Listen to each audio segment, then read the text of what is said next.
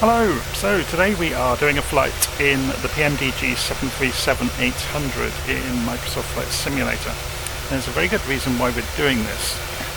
If we go and have a look at Navigraph, a friend of mine sent me a message the other day and asked if I could give a demonstration of how to do this particular approach.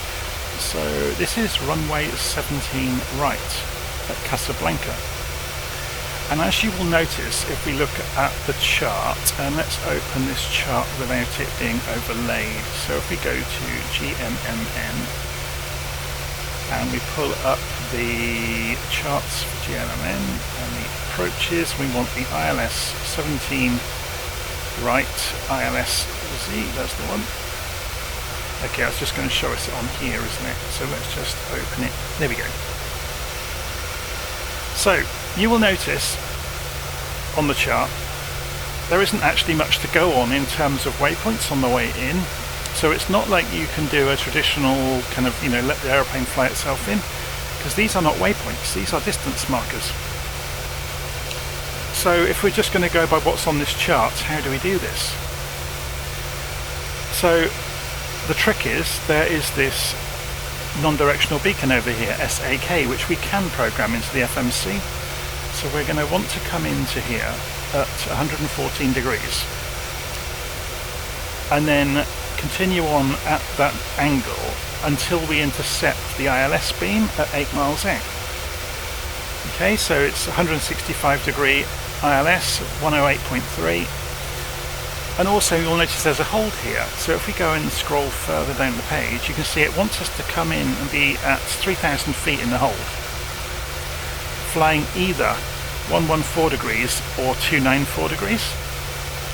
And then on our final lap, as we're going to exit the hold, we descend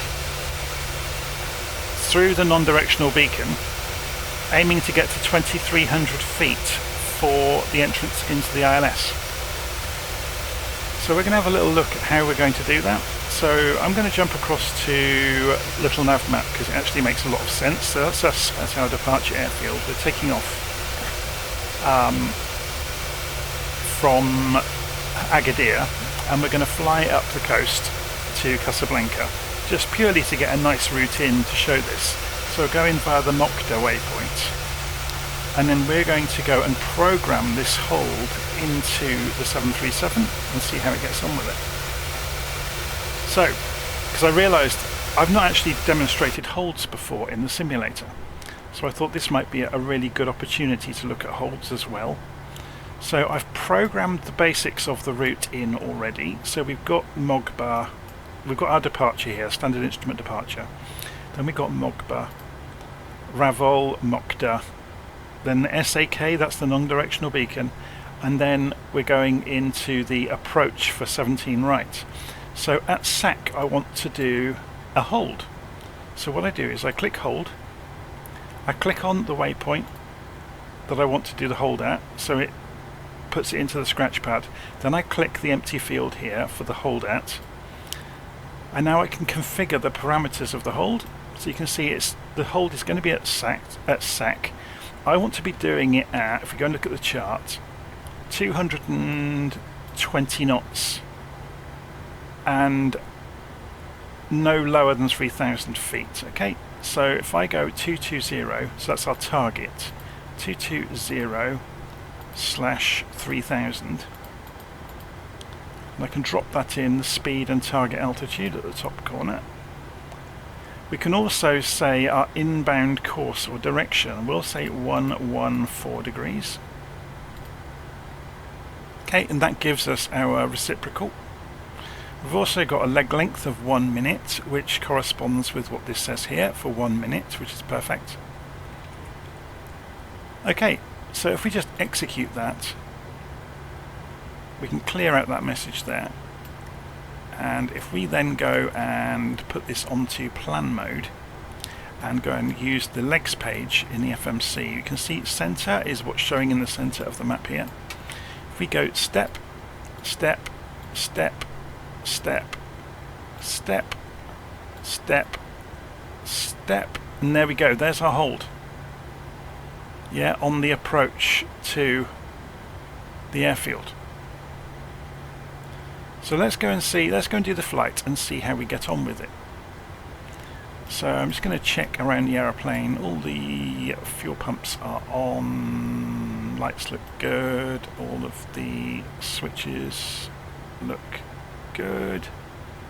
So I think we're good to taxi out to the runway. Flaps are in position, just checking that. So 5 degrees showing, no warnings anywhere. Okay, so let's go and taxi out to the runway and see how we get on. So parking brake is off already.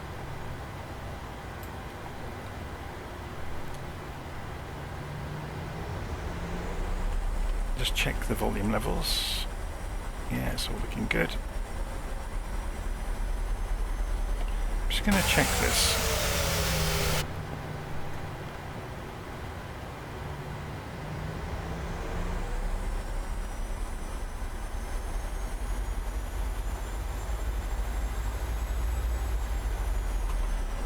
Why do I need to cycle the brakes? Oh, it's the parking brake is on, sorry. Oh, interesting. We appear to have no brakes.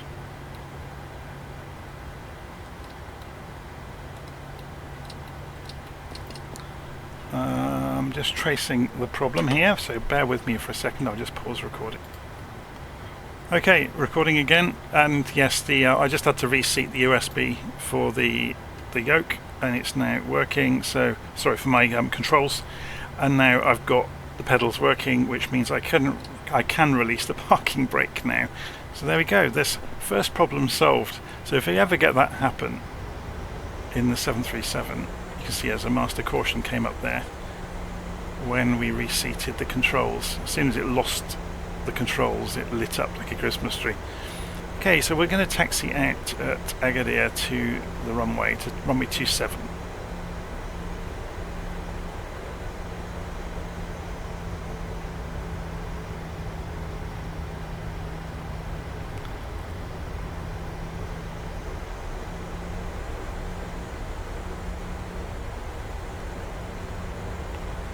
So the majority of this flight I will pause, so I won't show everything that's going on. There's an aeroplane coming in, look. Just see it in front of us.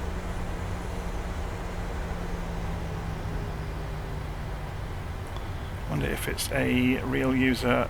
I think it's an AI aircraft.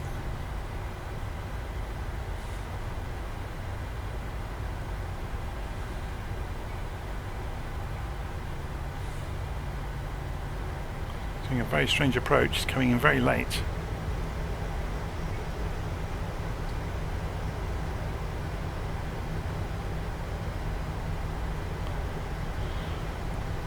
So I'm not going to be using head tracking for this, by the way, because we need to focus on the controls and, you know, the displays.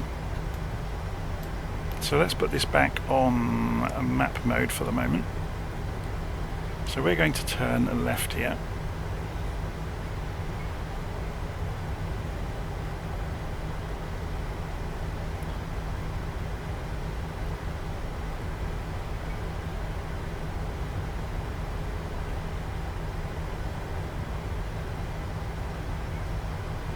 So I haven't actually illustrated to you what the hold will look like in the list of legs. If we go to the legs page now and go next, you can see SAC, then hold at SAC. So in other words, when we fly through SAC, the plane will start doing that loop pattern. So we'll come in intentionally high at SAC, say 10,000 feet, and descend in the hold, just to show that that can be done. And then to remove the hold, when we are pointing the right direction, we'll just close up CF17R over the top of the hold waypoint, which will remove it from the plan.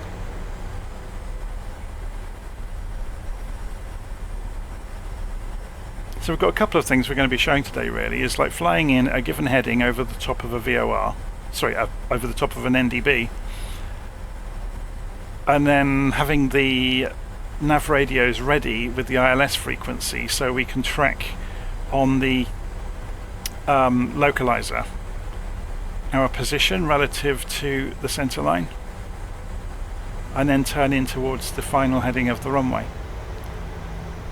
So it's worth pointing out, a lot of this can be done automatically by the 737. You can actually program custom waypoints in the FMC. I've got a video on it somewhere in my channel, where you can say, based on this particular waypoint, I want a custom waypoint at a given distance and bearing from it.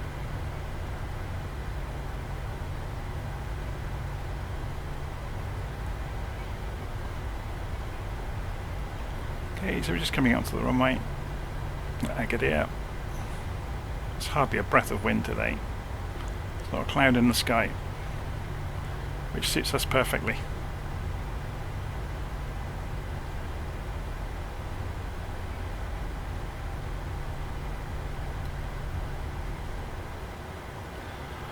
Okay, so while we're sitting here then, we need to go and put the landing lights on. Taxi light, actually taxi light can stay on the nose gear until it comes up, so the position lights can go to strobe,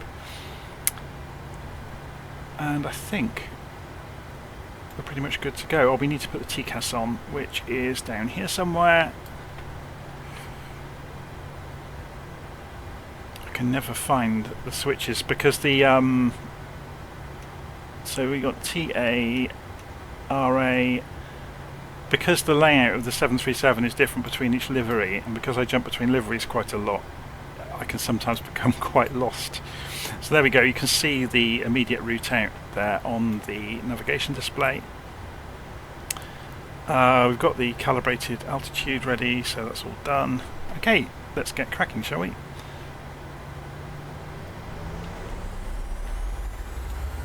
So if you go and press, I don't know if we can get to it from here actually. If we go and press this button, no, it's not going to let me press it from this angle. So I'm going to do a manual takeoff just for argument's sake. So we'll push the throttles out to 100%. Or just under. Got a lovely long runway here, so not a problem.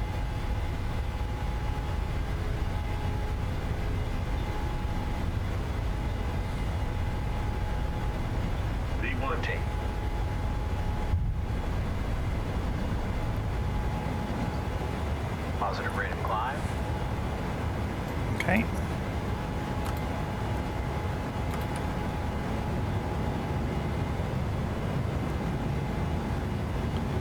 So we could, I mean, we've got VNav over there, so we could go and program it now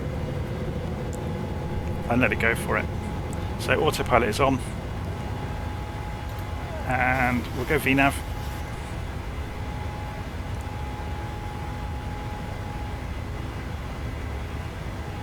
So it's taking a few percentage points off of the throttle now, which is good. The gear is now up, so we can put it into the off position and we can start retracting the flaps. And the aeroplane will fly the rest of the route pretty much unattended.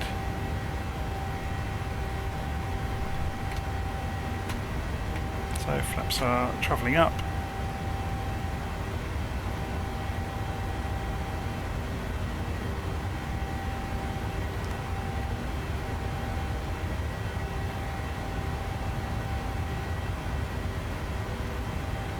So now it's accelerating out to 250 knots until we get to 10,000 feet.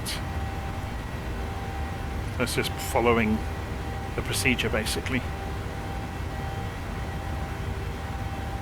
So we'll keep track of the aeroplane until, actually let's go and have a quick look. So transition altitude is 4,000 feet. So when we come through 4,000 feet, we will change this to 2992. So there we go. So 2992 on the barometric pressure for standard barometric pressure. I think you can press it on this to do the same thing. Yes, you can.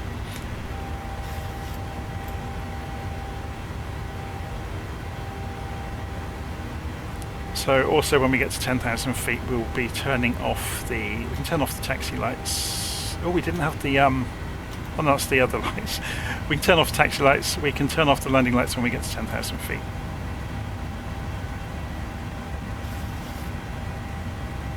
You'll notice I never have any cuts in my videos because if I make a mistake, I'm, hands up about it. It's me not practicing things enough or not following procedures on paper.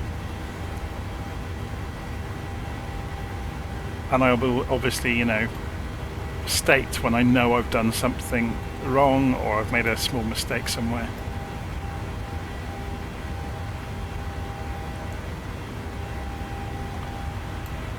Okay, so some nice things that you can do while we're just waiting to get to 10,000 feet. So we can go on the progress page here. Quite often you see crews will have progress one side, legs the other. So we can leave that on that side, for example, and progress that side. Is it going to let us? FMC, progress, there we go. So you get the best of both worlds then. You get distances to the next waypoints. You get the fuel burn down, but on here you also get the leg information. And there's the route data as well that you can pull up to show the ETAs at each point, which is really good. So we're coming up through 9,000 feet. We're aiming for 29,000 feet today. We're travelling east, so it's an odd number.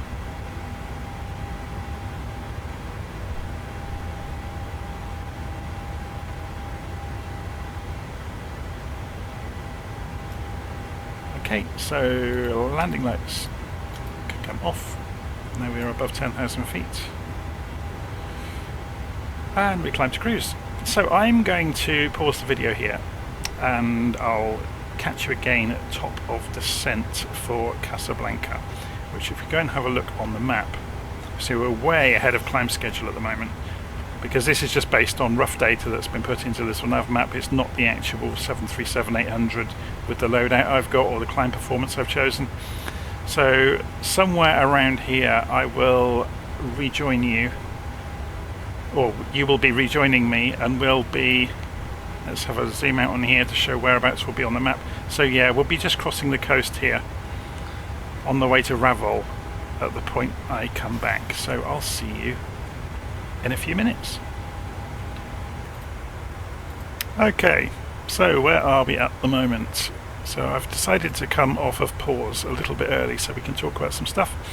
So we are about just coming up for 20 miles from top of departure, but we're about 60 miles from Raval. So if we go and look on our flight plan here, we should see our little aeroplane. So we are aiming to be at 3,000 feet at this waypoint at SEC, okay? But, because that's the minimum holding altitude at SEC, but we're going to come in, notice it says maximum 13,000, we're going to come in at 10,000 feet on purpose, yeah, and at 220 knots. So this is why I've joined you a little bit early, just to show that that's going to happen. So if we go and look on here, I've gone and programmed this in. So SEC, it says 3,000. We're not actually going to follow the VNAV instruction. We're going to perhaps follow what ATC may have told us, which would have been to come down to 10,000 feet. So I'm just going to go and change the target altitude in the aeroplane to 10,000 feet.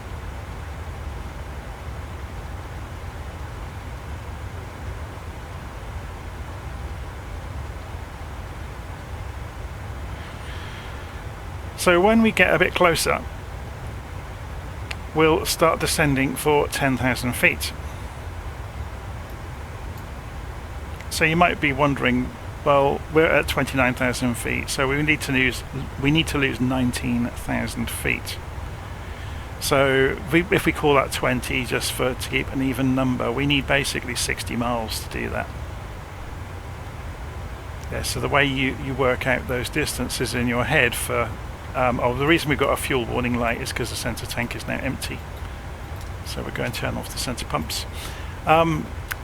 The way you work out those descent measurements with the big jets, kind of the finger in the air number then, is you multiply the altitude you need to make, or the difference in altitude you need to make, by 3 to give you the miles. So if you're losing 20,000 feet, you need 60 miles. Does that make sense?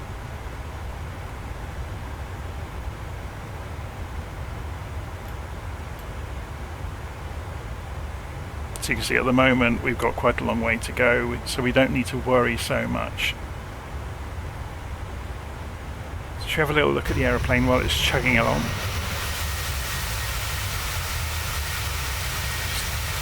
cruising along quite happily, 29,000 feet.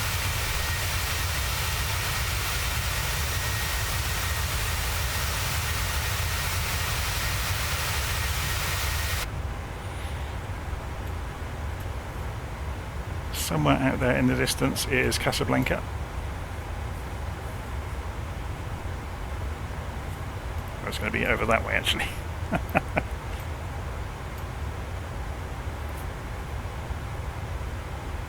Okay, so I'm going to pause once more. Now we know what we're doing, and by the time I unpause we'll probably be between Ravel and Mokta, because if you remember we don't need to descend in a huge hurry because we only need to get, we'll probably descend at Ravel to get to 10,000, because that gives us about 60 miles then to get down for the entrance into the hold. Actually there's no point pausing, is there, because we're going to be there in a few moments. It's only 30 miles away. We could obviously do this with vertical speed as well, just to show you some of the toys we have to play with in the aeroplane. So if we start to come down, we've got the auto throttle on, remember, so it's going to maintain Mach 0.8 for the moment. So the reason I'm showing you this is you'll get the estimate showing up on here of when we will get to our target altitude.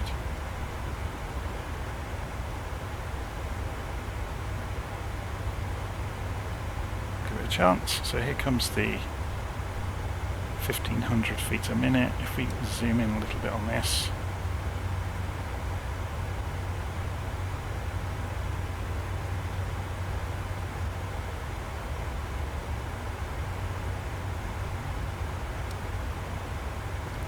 okay, where is our estimate?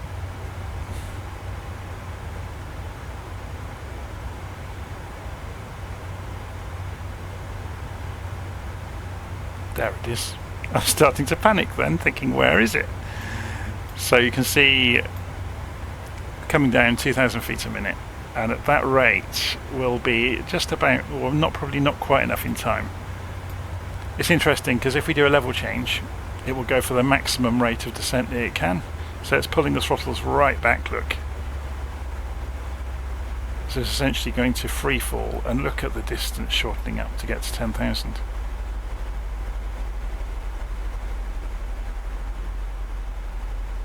So it's basically going to take about 40 miles or just less.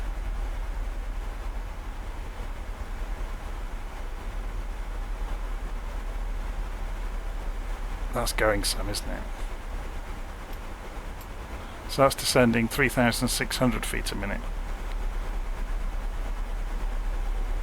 So if we go back to vertical speed mode, notice it has picked up the rate of descent we're descending at the time we go to vertical speed.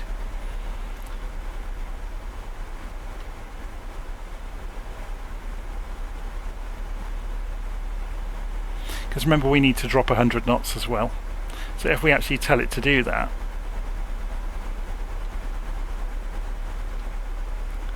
because we need to get down to 250 to begin with. So notice that's affecting this, because it will favour the airspeed change. In fact, look, because this is a danger that you can get into. Because we're using vertical speed mode, notice we're not slowing down. Yeah.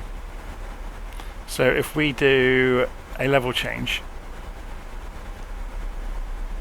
it will take note of the airspeed change, and it's going to favour doing that. And look what's happening to the estimate. So it's favouring slowing down. So we're going to expedite slowing down by throwing the spoilers out.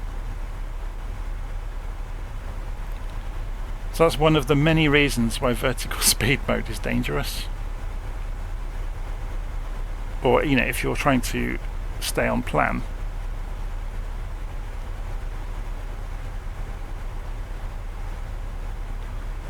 So we're just bleeding this speed off, and then we'll obviously be able to descend that much more quickly.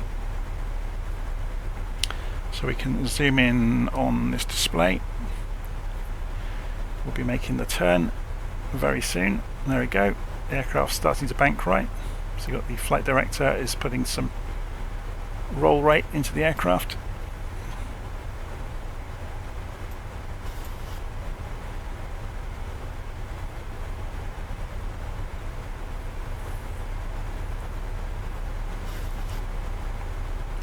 So once it achieves the target airspeed, you will see the nose drop.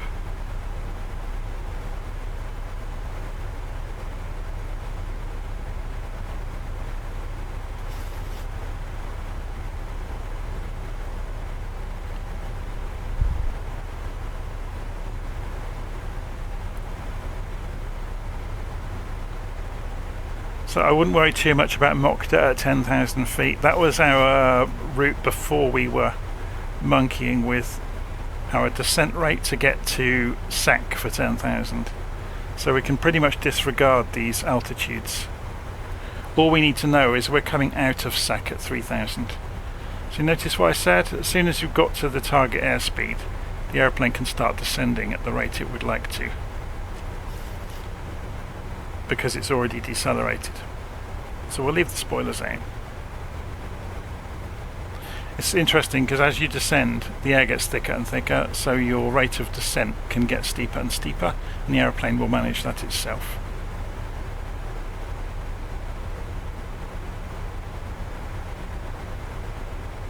So we're about on target to enter the, although we're going to be a little bit fast going into the first lap of the hold, but not overly so. It should be fine.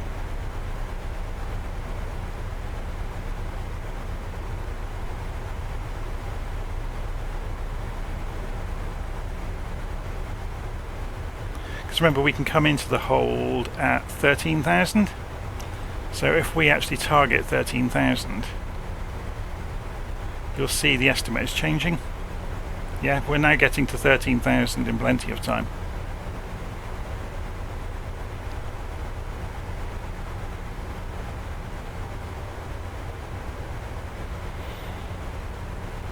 We were initially aiming for 10,000, which is just the number we pulled out of thin air. So if we go for 12,000 or 11 even, that gives us that time to decelerate. We only got to lose 30 knots. We're coming down 17,000 feet. So let's find out what the transition altitude is. It's going to be 4,000 feet.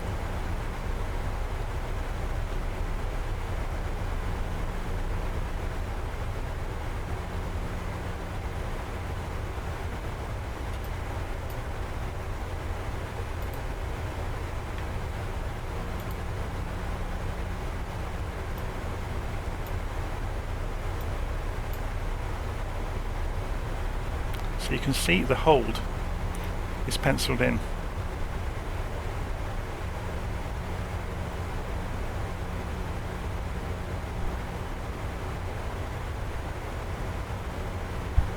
So while we're doing this descent, let's go and look and program the data for the ILS. So we want 165 degrees on the course and 108.3. So this should be 165.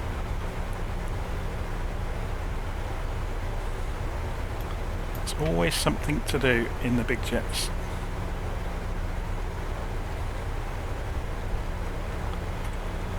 So that's 165 degrees and 108.3 on the nav radios. So we've got nav radio down here. Let's just double check that's 108.30. So 108, you don't have to put the decimal point in, you can just type the numbers and we'll transfer that to active, and we'll do it again on the other side. 10830, transfer that to active.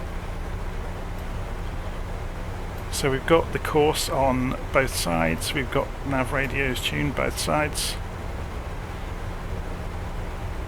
So as soon as we pick up signal, you'll start to see numbers appearing in the bottom corners of the navigation display. Also, once we get within range of the ILS beam, you'll suddenly start to see the localizer and the glide slope show up.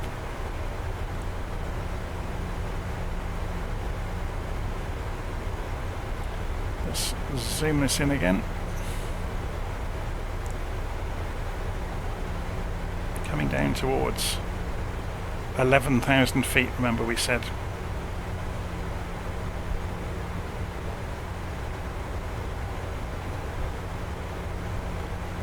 And we'll start decelerating now for 220, which will extend out this target, look, because it's raising the nose to lose the speed. But then it will start descending again. So it's making the turn towards the hold. Notice we're coming in at a slightly different angle than the hold is at, which is absolutely fine. But notice I've also got the exit heading ready to go on the heading. So even though we probably won't need it, we've just got it just in case.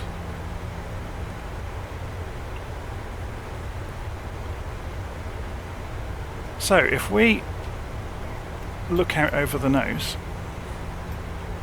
we can see the airfield, but we're far too high. So we're actually going to do a racetrack around the hold to descend. So you'll see that take effect in a moment. We're coming up to sec, and then we'll do the hold at sec. So notice the green banana has shortened back up again because we've achieved 220 knots and it's now descending on a level change again as fast as it can to get to 11,000 feet. We may even be able to get away with 10.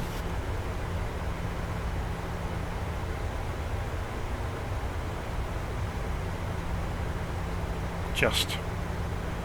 So we've just done it in time.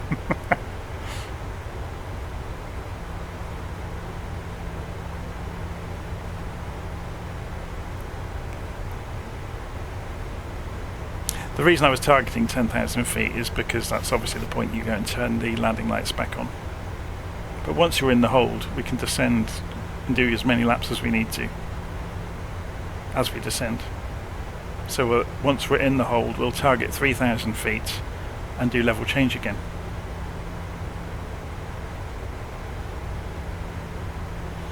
We can actually use a small amount of flaps at 220 knots as well, so I'm going to do that, look. So you can see the flap indicator has shown up on the ribbon of a maximum of just under 250 knots. But that will induce more drag, which helps us descend even faster. But we're coming into this at 10,000 feet onto the hold.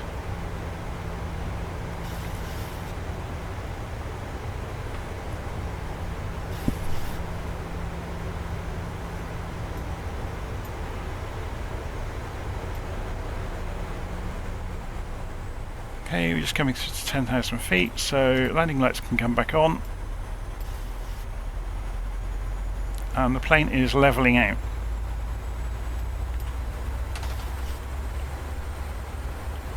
Take the spoilers back off, and there goes the hold.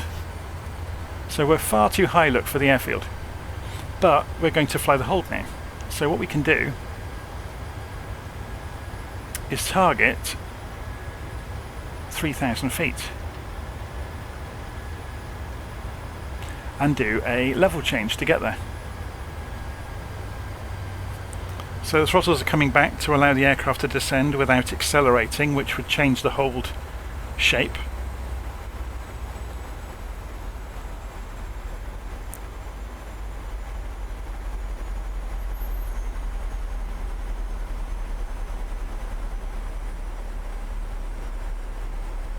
And we're descending once again.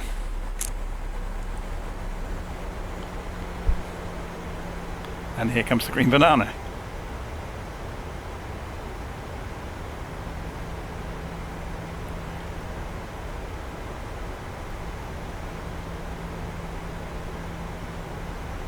So it may be that we're not going to be down far enough on one lap. We'll see how we get on. We could use the spoilers to make sure that happens. So throwing the spoilers out is obviously going to allow us to descend at a faster rate. So you can see that's now happening. So yeah, we'll easily do it in time now. So I'm going to reduce the spoilers to kind of judge it to come out at the right point.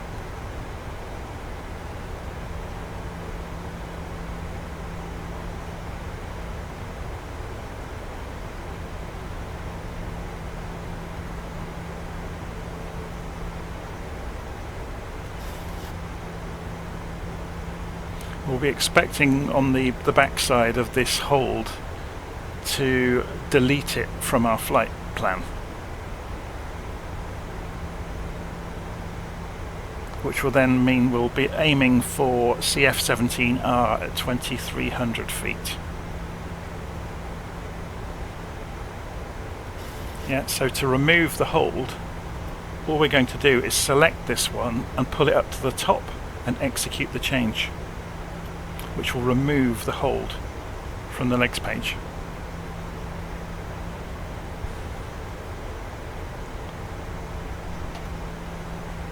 So we don't need the spoilers. We don't think we do. I think we'll probably get there in time.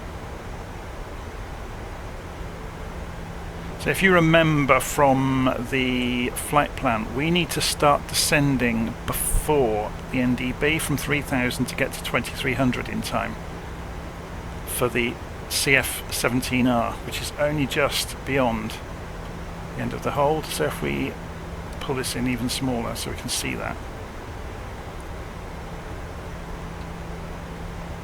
Yeah, that's a bit too close, isn't it? This is a better diagram for the moment.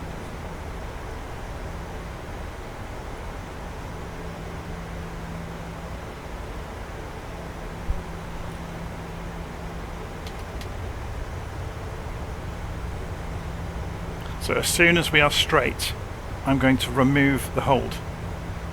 You know, as soon as we are headed along this line. So let's zoom that back in again so we can see it.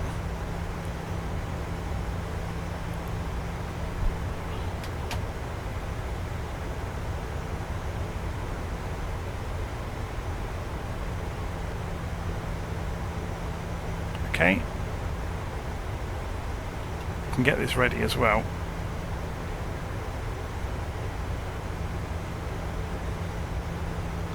And remove it and execute it. And the hold is gone, and we are now descending for 2300. So we can probably remove the spoilers, and we are slowing down as well because we are basically on finals now. Go for 200 knots.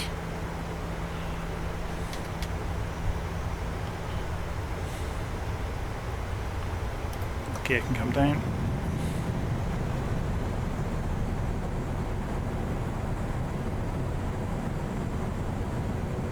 So we've got the glide slope. We haven't picked up the localizer yet.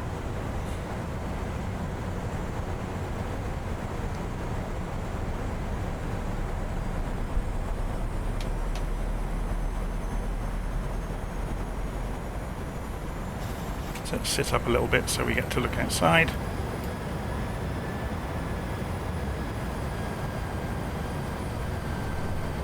So let's go for 180 knots now. And next stage of flaps. Flaps take time to travel. So the plane should, you can see the runway over here. So we're just following the altitude targets. We should pick up, as soon as we straightened up, we'll engage approach mode if it makes sense to do so. So let's just sit up.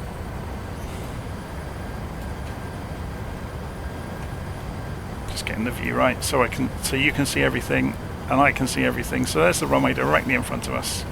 So we're below the glide slope. If we wanted to at this point, we could engage approach mode. So which we can do over here.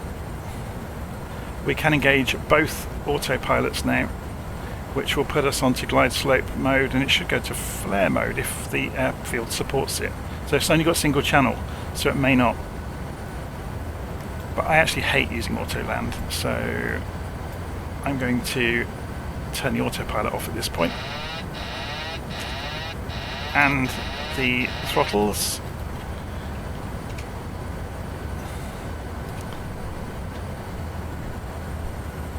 Let's land it ourselves. Bit of a wing wobble just to prove that we're in control. So we've gone high and we're fast, so we're going to pull the throttles back to idle.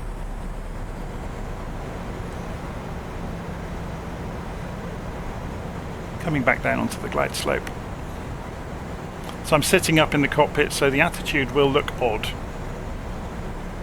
But that's to give you a better view really of what's going on outside as well as the instruments in front of us.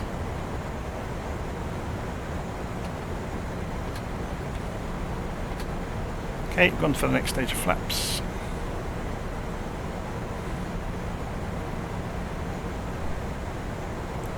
No doubt somebody will tell me, oh, you didn't use auto brakes. But I don't really have time to mess around with at the moment. So we're just coming in. We're a little bit high still. 1,000. So we're just descending down onto the glide slope. We can sit down. Traffic. Traffic. So if we wanted to do auto brake, we could.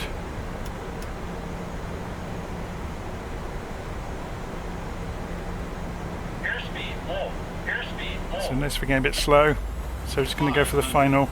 I forget this is a 737-800 of course. So we've gone low, which is fine. It takes a few seconds to correct it. If you're more than one dot away on the glide slope, it will complain. Look at the momentum this aeroplane has, look. It's awesome, isn't it? 300.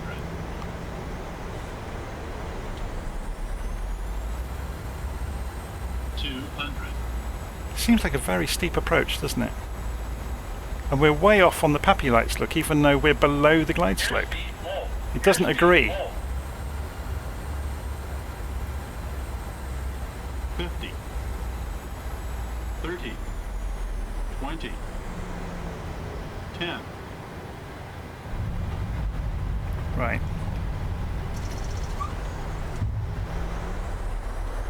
So reverses. And they come back off. Flaps can come up. That was a very odd landing, wasn't it? And of course the auto brakes have brought us to a complete standstill.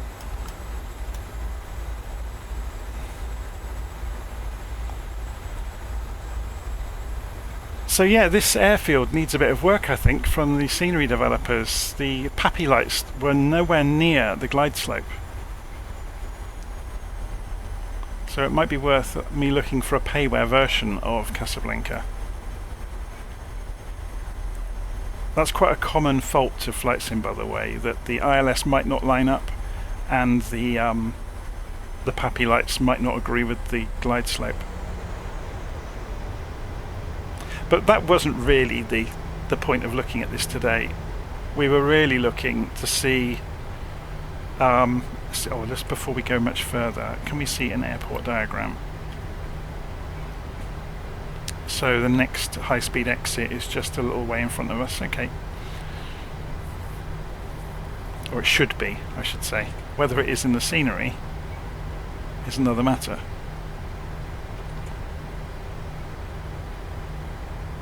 I don't think it's there, is it?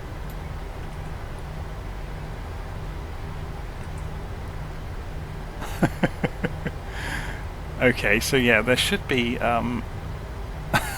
some tarmac there, and or actually no, it should be here according to our position on the airfield. It's just not there, is it? Oh well. But yeah, that wasn't, looking at Casablanca wasn't really the point of today. The point was how you deal with that kind of approach, where you can use a hold to come down and then you can exit onto the glide slope, which was pretty straightforward stuff. We didn't use approach mode on the navigation display, which gives you a nice view of your center line and glide slope, but you also get them here anyway, so it's almost superfluous, especially in clear weather when you can see what you're doing anyway.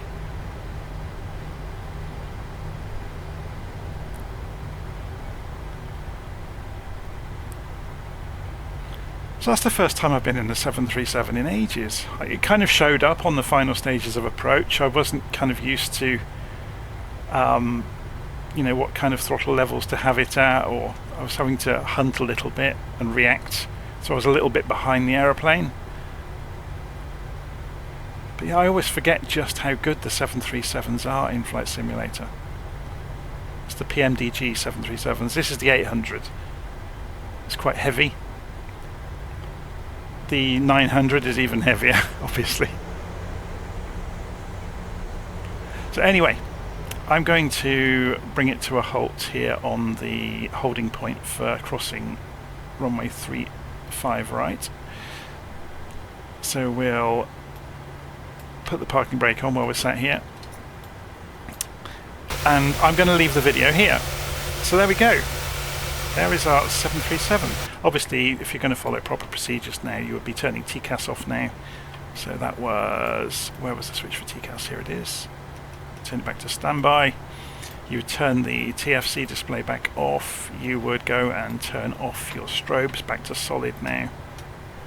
And turn off the landing lights. Sorry, that's the runway turn off lights. Landing lights, and turn the taxi light on. And you'd be good to go. So yeah, I'm not going to do the full shakedown of the aeroplane, but that wasn't the point of today. The point of today was, once again, to look at this whole idea of doing a hold at a waypoint offset, leaving it at a given angle, and then coming in and capturing the approach. So hopefully that's been useful, and I'll see you again soon.